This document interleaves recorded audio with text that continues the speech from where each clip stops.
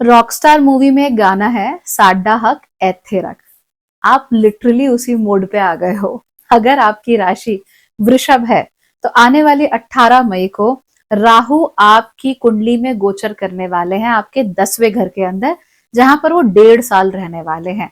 और इन 1.5 सालों के समय में आप लोगों के अंदर एक अजीब सी कुलबुलाहट होगी, और वो आपसे कहेगी कि हर जगह मैं अपना हक क्यों नहीं मांगता, मुझे जो चीज चाहिए वो मुझे मिलती क्यों नहीं है।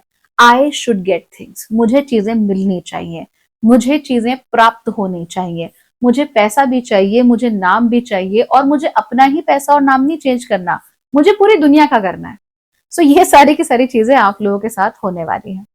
राहु क्योंकि अब कुंभ राशि में एंटर कर रहे हैं, तो आप जानते ही हैं कि कुंभ राशि नेचुरली भी आप लोगों के लिए 10वें घर को कंट्रोल करती है। हम यहाँ पे राशि की बात कर रहे हैं, लग्न से चाहो तो आप देख सकते हो, not a big deal. Okay, तो कुंभ यहाँ पर आपको गवर्न कर रही है। तो जब कुंभ गवर्न कर रही होती है तो वो चाहती है कि जो भी काम हो सोशल और ऑर्डरली तरीके से हो, क्योंकि शनि का इन्फ्लुएंस तो पूरा है यहाँ पर, लेकिन राहु का इन्फ्लुएंस भी है जो कहता है कि अगर हम ऑर्डर को ही फॉलो करते रहेंगे, अगर हम प्रोसीजर को ही फॉलो करते रहेंगे तो काम नहीं होगा।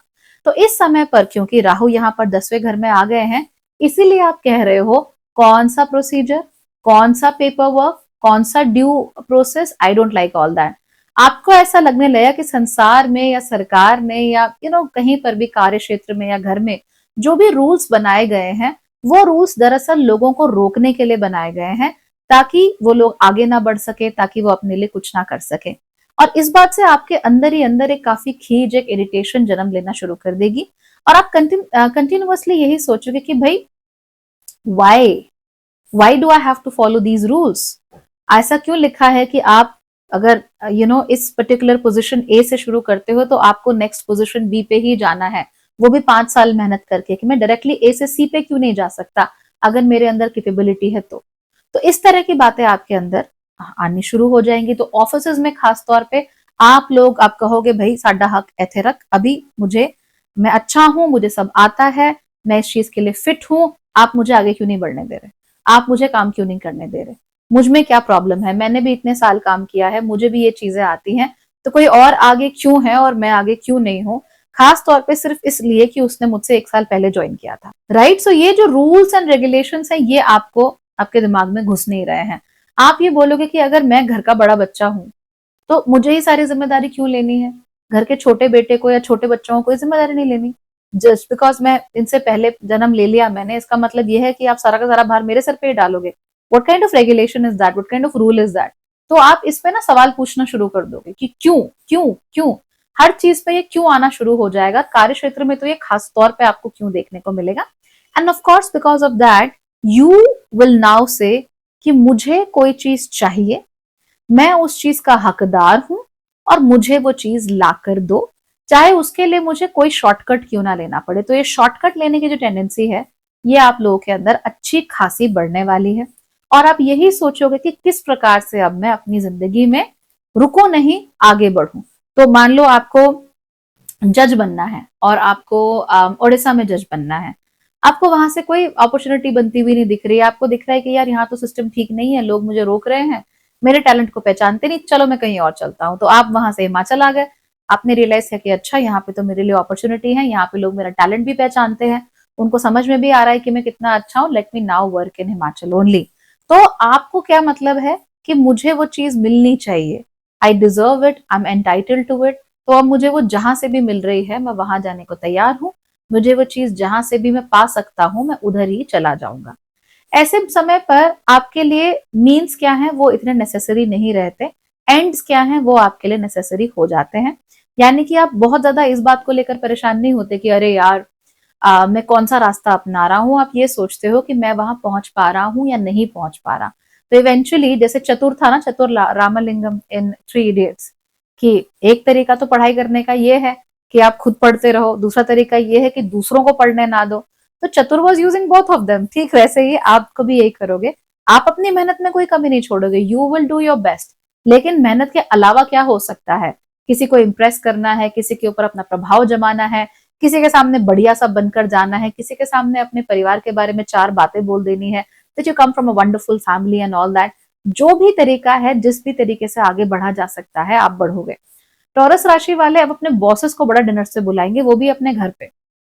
क्यों? घर पे डिनर होगा तो आत्मीयता थोड़ी बॉस के साथ बढ़ेगी, थोड़ा प्यार बढ़ेगा बॉस के साथ, उसके साथ बॉस आपके परिवार के लोगों से मिलेंगे, अच्छा रहेगा, it will be good for the boss to connect with you and your family. तो इस तरह की चीजें होते हुए आप लोग देख रहे हैं। एंड क्या इसमें कुछ गलत है? I mean, do what ever you feel is right, है ना। इस समय पर आप किसी के सुनने भी नहीं वाले हो। आप ये भी नहीं कहोगे कि ये मॉरल है, ये ए मॉरल है, ये ठीक है, ये गलत है। That's really not what's on your mind right now. तो मैं आपको यही सलाह दूंगी कि भाई जो भी कीजिए अच्छे से कीजिए, मेहनत अपनी पूरी रखिए, केवल तिकड़म के दम पे आगे बढ़ने की कोशिश मत कीजिए। हालांकि वर्क प्लेस में अगर आप आगे बढ़ना चाहते हो, अपने लिए कुछ करना चाहते हो, तो राहु का इस्तेमाल जरूर करो, क्योंकि राहु आपको बता देगा कि अपॉर्चुनिटी कहाँ पे है। तो जब आप गधे की तरह काम करते रहते हो ना, उसको थोड़ा छोड़ो, और राहु आपको कह रहा है कि भाई वहां जाओ। इस टीम में तुम्हारा कुछ नहीं हो रहा, चाहे बॉस तुम्हारा कितना भी प्रिय हो, लेकिन जो दूसरी टीम है वहां पैसा ज्यादा है, वह रिकग्निशन ज्यादा है, वहां पे बॉस का बॉस भी आपको ज्यादा रिकग्नाइज करता है।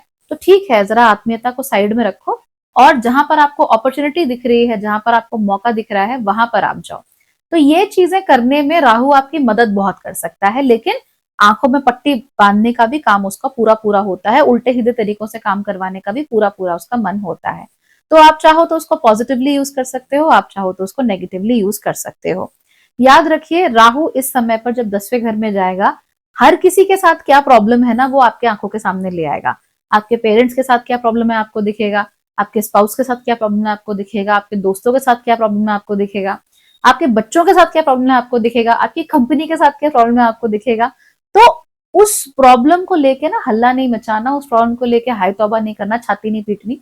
आपको ये देखना है कि क्या इस प्रॉब्लम का मैं इस्तेमाल कर सकता हूं टू डू समथिंग बेटर। तो मुझे मालूम है कि मेरे पिताजी की हैबिट है, पैसा नहीं बचा पाते वो। अब इसकी वजह से बार बार महीने का अंत आने से पहले उनके पैसे खर्च हो जाते हैं, और वो फिर अच्छी स्थिति में नहीं रहते। I know that is a problem, so मैं क्या करूं उसके लिए? भाई तोबा मचाना शुरू करूं? नहीं। Now I have to go and I have to tell the father कि पिताजी इस तरीके से चीजें होती हैं, इस तरीके से आप मैनेज किया कीजिए, यहाँ पर अपना पैसा सेव करके रखिए, ये आपके रिटायरमेंट के लिए हो सकता है, ये आपके घर के खर्चे चलाने के लिए हो सकता है, इस वेबसाइट से जाकर शॉपिंग कीजिए, यहाँ सस्ता मिलता है चीजें, या फिर वहां से जाकर अपना काम करवाइए, वहां से आपको अच्छी डील्स मिलती हैं। सो आपने क्या किया? आपने लूप होल देखा और उसको एक्सप्लॉइट किया। सिमिलरली आपको मालूम है कि आपके पति या पत्नी जो है उनको बहुत जल्दी गुस्सा आ जाता है, तो ये आपको हमेशा से मालूम था, लेकिन अब आपको लूप होल नजर आ गया कि जैसे ही आप उनकी हल्की तारीफ कर दो वैसे ही वो खुश हो जाते हैं। तो जब लूप होल नजर आ गया है तो यूज इट ना। तो आपको मालूम है कि आपकी पत्नी का मूड खराब है या पति का मूड खराब है, आप थोड़ी उनकी तारीफ कर दो, उनका भी मूड अच्छा हो जाएगा, आपकी भी लाइफ बेहतर हो जाएगी।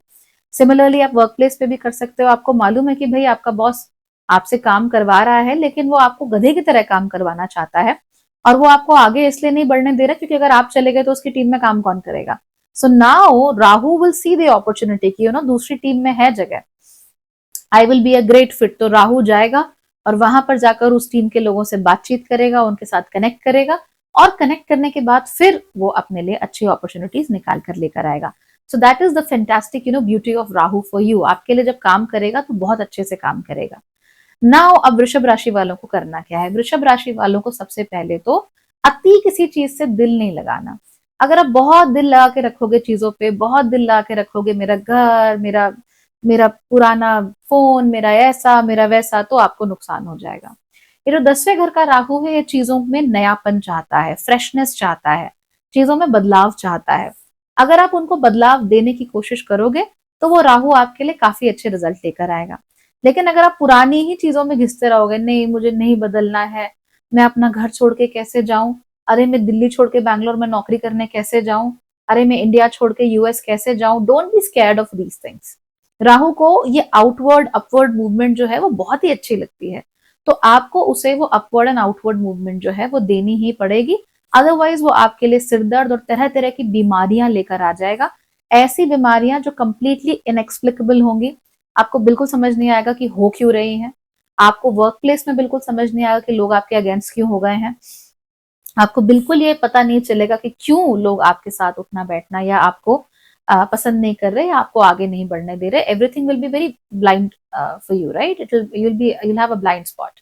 तो ऐसा नहीं होने देना है, पूरा आगे बढ़ना है। राहु कोई अपॉर्चुनिटी दिखाए तो अपॉर्चुनिटी को पिक ऑन कर लेना है, और ज्यादा अपनी पुरानी चीजों से, अपने पुराने ढर्रों से, अपनी पुरानी आदतों से दिल लगाकर नहीं रखना।